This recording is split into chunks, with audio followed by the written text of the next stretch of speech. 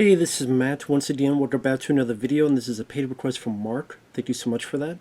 For those interested in requesting any type of videos, reviews, re-reviews, topics, tier lists, rankings, whatever the case may be, feel free to send it either directly to my PayPal. I do have a Cash App as well. Links down below in the info box, and I will get to it as soon as I possibly can. And this is for AKA Charlie Sheen, the two-part documentary series, two parts about 90 minutes apiece, so overall about 3 hours, about Charlie Sheen. And as if you've been on YouTube, you'll see he's been on the circuit in a lot of interviews. Joe Rogan, Conan O'Brien, they everywhere, because he's got a new book and this documentary that came out on Netflix. And, I've always been a Charlie Sheen fan. I liked a lot of his movies back in the day. I liked The First Major League. I liked Young Guns, Platoon, The Chase, The Arrival, Hot Shots, especially Hot Shots Part 2. So there's a lot of stuff I liked with him in it. The Rookie. And, of course, around 2011, like somewhere around there, it was just, there's the whole getting fired from 2.5 Men because of behavior and his drug addiction and everything in between, and saying all this stuff about the creator Chuck Lorre, and then doing interviews, winning. Are you bipolar? I'm by winning. Win here, win there, win everywhere. I got tiger blood, all that stuff. And it was a complete joke. And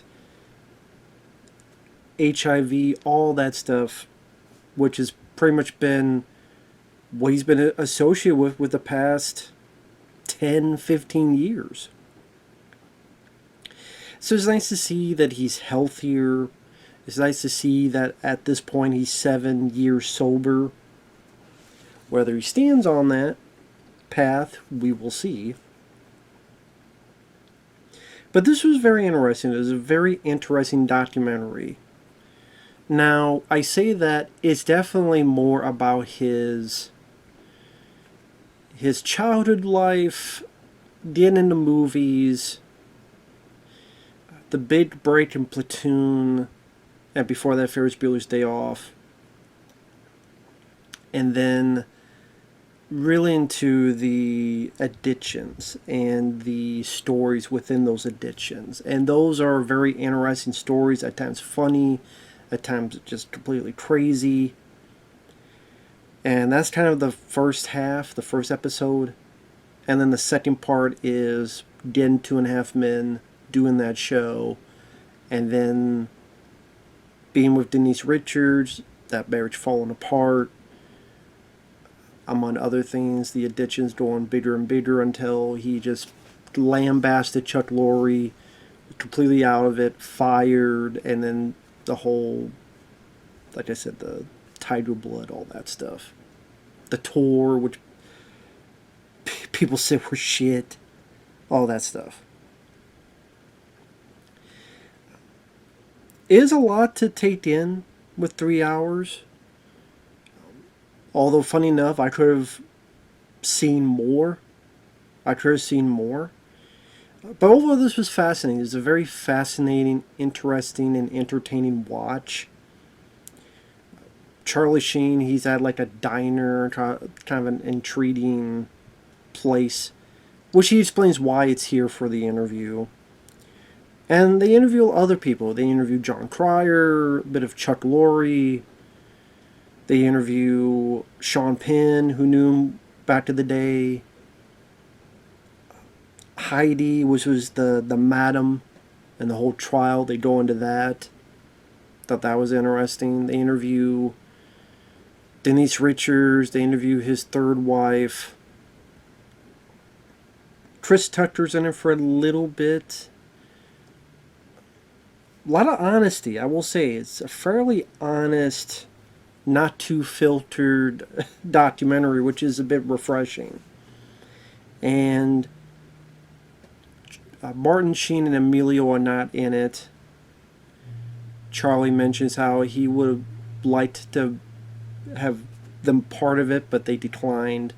Probably they kind of explained they didn't want to relive all this stuff. Also, they figure, hey, it's your story. But it was a fascinating watch, and I will say the two-parter went by very quick. Very well edited. A lot of stuff they put into this. Now, before I go into the stuff it has and the stuff I found interesting, some issues and nitpicks I have with it. Number one, I get why, because it's more about the personal stuff, which is more important to the individual, of course. The crazy stories of the addictions, which are definitely intriguing. I mean, there's the first story where it's 1995 and he's going to Japan to do these commercials, and he was drunk, and the captain, who I guess was French, was like, hey, would you like to, can we get the picture? Okay. Hey, can I wear your hat? Can I wear your shirt? Hey, can I be in the seat? And they let him fly the plane for a bit when he's high as fuck, drunk as fuck, and he's flying the plane with hundreds of people behind him. And then they put there's even a picture, and you get to see the picture so you know that he's telling the truth. This is not a made up thing. Or there's the bit where he goes to intervention, or he has an intervention, and he's put into this rehab, but it's the same day where this bikini Palm Springs bash is at. So he gives the nurse or like a $1 million note. If I'm not back here by 8 a.m., I will pay you $1 million. I don't know how much of that would actually be upheld in court. But I like how he explains he got back and how she was like relieved because I'm taking it seriously, but a bit disappointed because she won't get paid. He tells about his friendship with Nicolas Cage and how the partying they did, and about how Nick Cage at one point was on an intercom and, I'm the captain, I'm not feeling well, and I think we're losing control of the aircraft. And what's cool with the editing, they intersperse it with Nick Cage telling this story on, I might have been Conan O'Brien or David Letterman, one of those, I can't remember. And I can't find it online just because these people do so many interviews. I don't know which one it is, but because I wanted to see if he actually mentions he was with Charlie Sheen during that time. But the fact they interspersed it so that it kind of makes you more believable, more believe that it really did happen.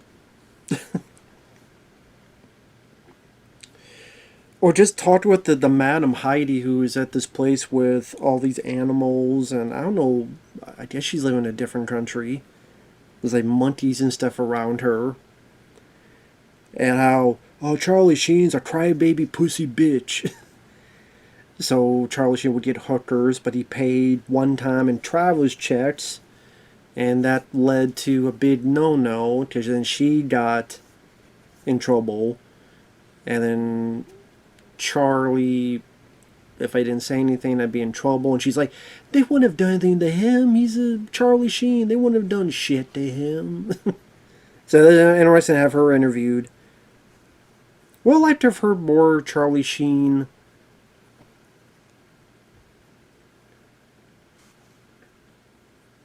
A little bit more detail of how he thinks about that lady.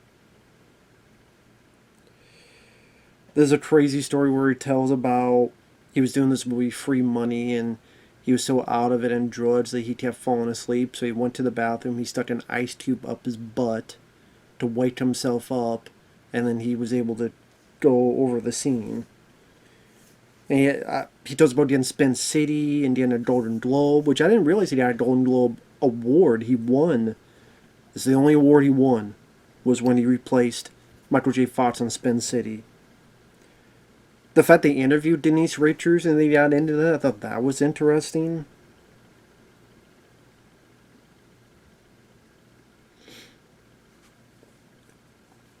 And again, all of the stuff later with the 2.5 Men and stuff. What I was saying like 5 minutes before is that the issues I have with it to repeat, I know it's more interesting to go into the crazier stories because it's much more. They only have a certain amount of time, and the hell, they split into two parts in 3 hours already. Maybe about how he got this movie, maybe feel more mundane compared to all the other stuff. I would like to have heard more about the movies he was in. And that's what I notice a lot of times when they do these documentaries. They don't concentrate as much on the movies they did. It's like when they did the one on Stallone or they did one on Arnold, which I would say this is better. It's much more honest and a bit more raw and a bit more complicated. So it's definitely much more fascinating. But like Stallone, like if it's maybe the first Rocky or First Blood, but there's so many movies that these guys do. Same with Arnold that you don't even want to talk about. And I'm sitting there going, okay, they bring up Ferris Bueller. They get into how he got that role. Jennifer Grey called and stuff. A little bit of Grizzly too, because he was. I guess he had auditioned for the Karate Kid. They wanted him. They said, you gotta come in to study a bit of karate to know a little bit what you're doing.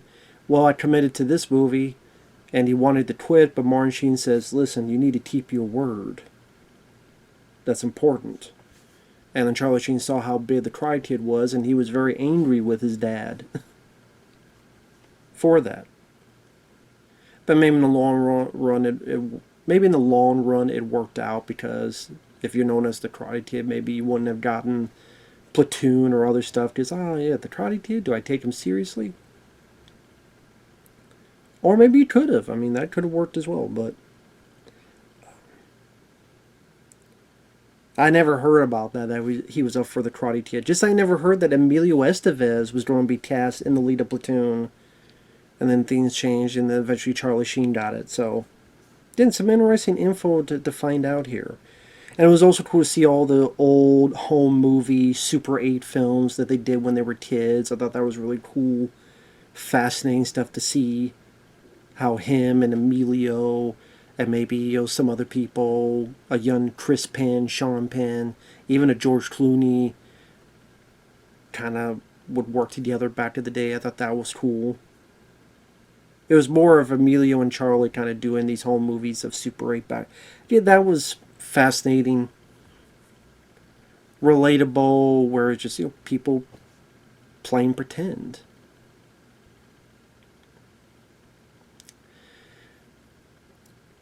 But other than Ferris Bueller and Platoon, Wall Street a teeny bit, but what about Major League? What about The Arrival? What about The Rookie? What about all these other films? Like Chris Tucker is in it because they did Money Talks, but he's in it for like, I don't know, 30, 40 seconds. And you tell me there wasn't any more stories and stuff? Just about how Charlie was late, but that was fine because I came in late, so all the heat was on Charlie and not on me. But like, there's no other stories about Money Talks, really?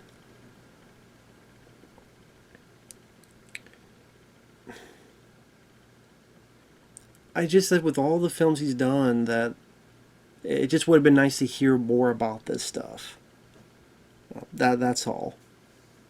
That's why it would be nice to like sit down with someone and let's go over every film you've done to really give people the whole package. Because let's face it, people know you for your movies. And so many of these documentaries don't want to talk about the movies that they're known for. Like, that's the main thing you're known for. Well, maybe for Charlie Sheen, not so much nowadays.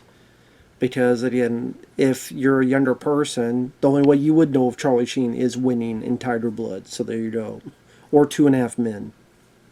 Which is probably why that's really the second half of the documentary is really all about Two and a Half Men and all that stuff. But I wish they would have delved more into the other movies he did. Like The Rookie. Because then Clint Eastwood called him during intervention and said, "Yeah, put the train back on the tracks, kid." Like, one thing that was cool was the story he told, and they showed the footage, and I didn't even know about this, with him and his dad playing Michael Jordan for War of the Stars. And what's funny is during the soundtrack, I hear Rocky 4. Like, they have the Rocky 4 soundtrack. I think it was the Vince DiCola, I believe. I'm like, I recognize that music as Rocky 4. That's really cool. And about how the two of them beat Michael Jordan. Now, granted, Michael Jordan, for example, when he did free throws, he had to close his eyes. But still, the two of them in the War of the Stars beat Michael Jordan, and how Charlie Sheen was just so high in spirits about that.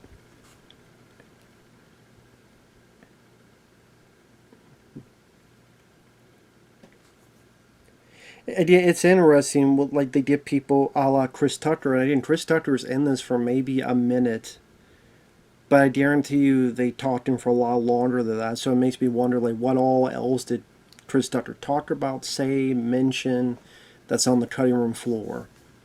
I don't know, stuff like that fascinates me, but we'll never know.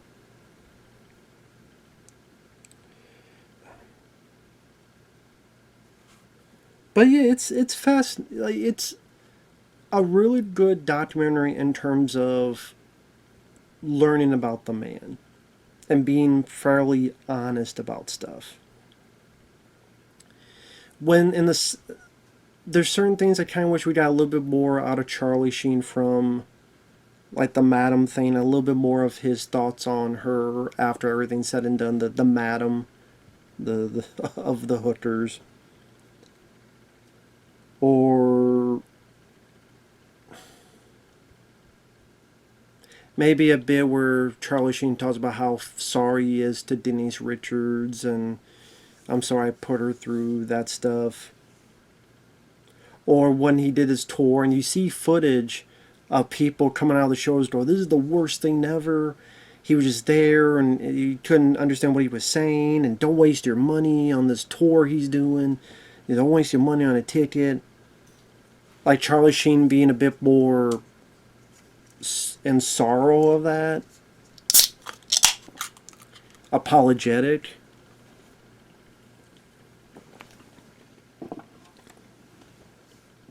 I mean, he's apologetic for other things throughout this, though. Just certain things, a little here and there. And I can't help it. Just a pet peeve. I hate when they keep skipping the fucking movies these guys do. That's why a lot of us remember this guy from, at least for me. It's a lot of those movies like Men at Work, and again, Young Guns, and The Rookie, The Arrival, Major League, that kind of stuff.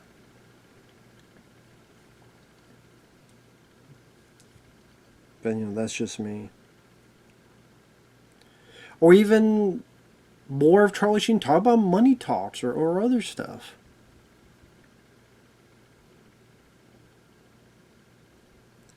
But, that's just maybe, I don't know. I'm guessing the filmmakers, they wanted more to concentrate on his frame of mind in the battle, up and down battle of addiction throughout the years. So it definitely centers a bit more on that. Which, to repeat, it does get some interesting stories. Like about with him and his third wife, and she would do drugs as well. Or the first time he ever smoked crack, where he saved this woman from this guy who was hurting her, and she's like doing crack. He's like, "Hey, you want to try?" And like, and there's some interesting points of editing. There's a bit where one of the points where he was sober for a bit, and he opened up a fridge, and there's like a beer, and he describes like camera focus here, you know, shot here, and they actually edited that way. So they added like a can of beer in the fridge, and they edit, a drawing of Charlie Sheen looking at it, and they do in the way like Charlie Sheen is talking, like if it was a movie, oh, it was like this, and then you cut here and you have the frame here. So the edit to the way he described it, I thought that was pretty clever. I liked that bit. But yeah, Spence City gets canceled, his relationship, then his Richards goes bad, then his third wife, they're both into drugs, and that goes bad. And he gets $2 million per episode, which is just more money. And probably the more crazy thing is they interview his former drug dealer, this guy named Marco. And then at the end where he says, well, I liked the guy. Like, he was a cool guy. I didn't want him to die. So he would keep doing crack, but each time I would give it to him, it'd be less and less potent. And so, after a year, he would just stop doing it because it wasn't giving him anything. So the fact that I'm like, well, I guess you'd be, wow, glad it only took a year. But I mean, that's definitely a different way of doing it. I can't, because he says, listen, if you tell him no, it's not going to work. But if I make it less potent, if I make it less desirable, each time he does it, he goes,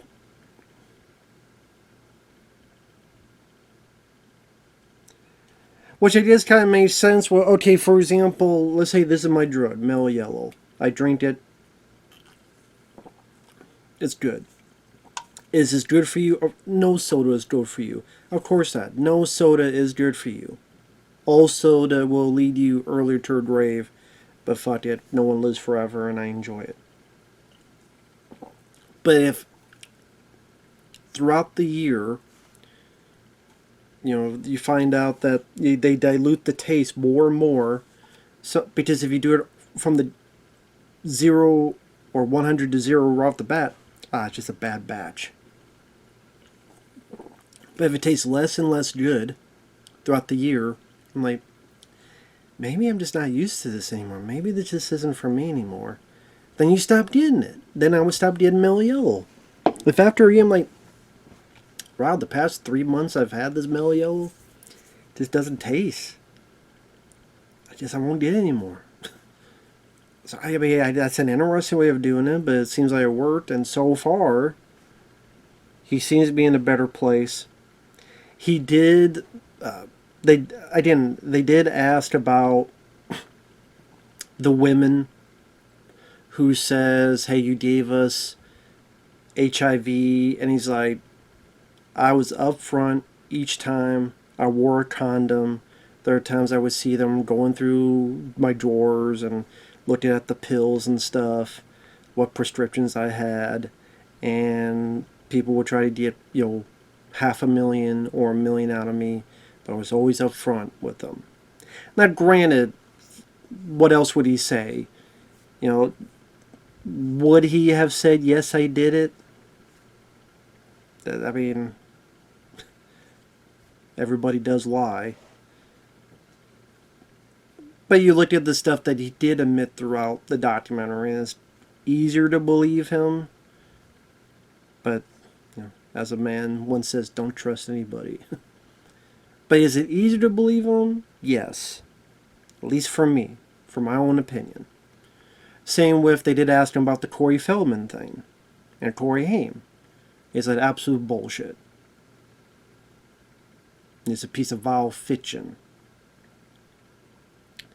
Now, he says he didn't sue because I didn't want to give that idiot more attention. Part of me is like, well, I mean, if it's fake, it's false, and it's false, it's fake, but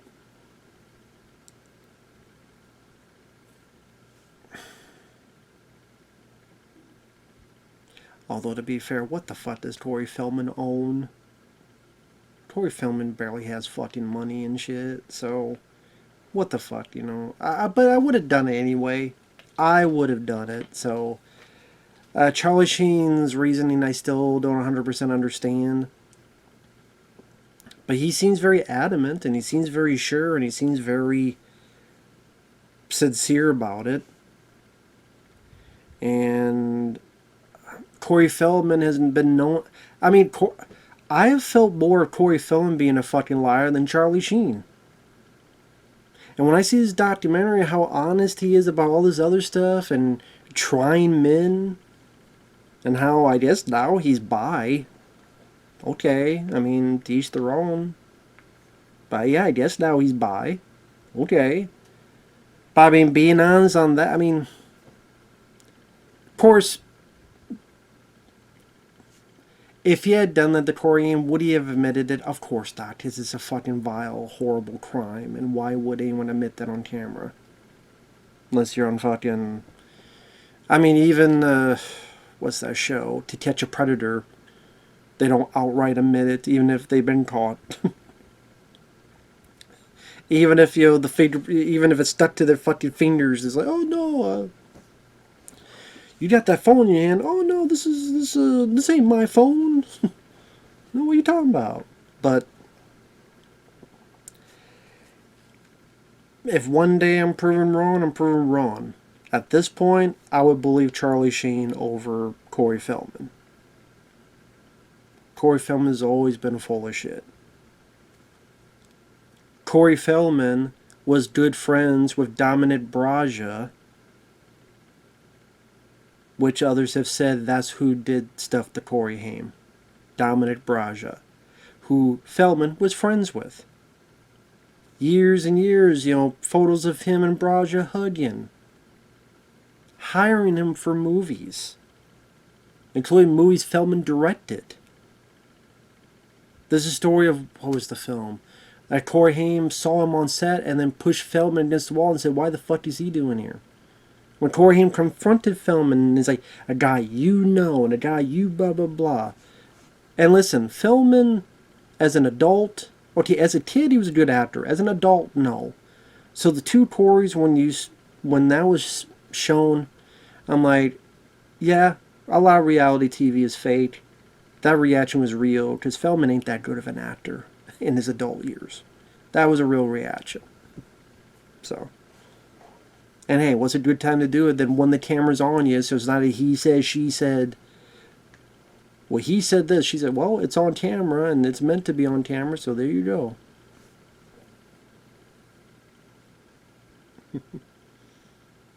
And they're both the stars, so they probably both have a say in what you get in and not. So there you go.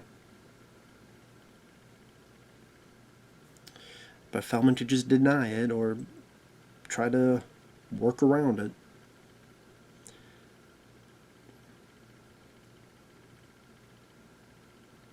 But anyway.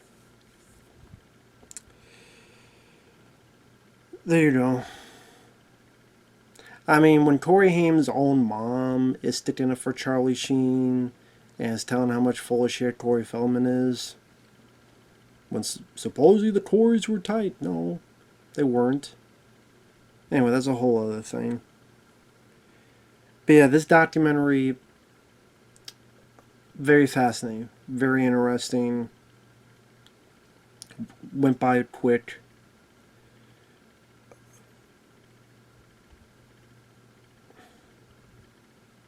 Again, I just wish we could have learned a bit, you know, got more into the movies he did. I think that would have been cool. But I guess, you know, how did you get the movie The Arrival, which just seemed mundane between, well, I was flying this plane drunk and, oh, here's my friend Marco, the drug dealer, talking about how he gave me crack this one day. So maybe just they felt it wouldn't fit the whole vibe of everything, perhaps. So there you go.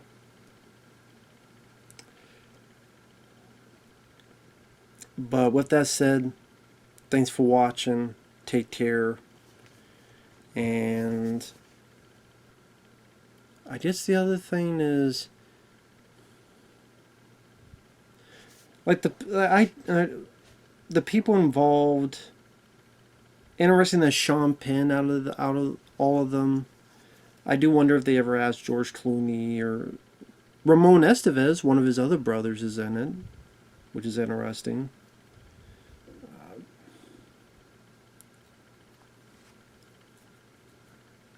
I was going to say I'm curious that they didn't ask the kid from Two and a Half Men, but I guess they figured, well, we got John Cryer and we got Chuck Lorre. You know, we don't really need anyone else from that.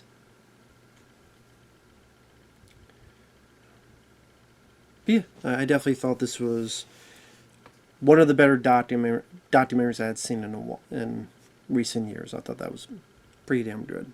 So, with that said, thanks for watching. Take care, and we'll see you guys later. Bye bye for now.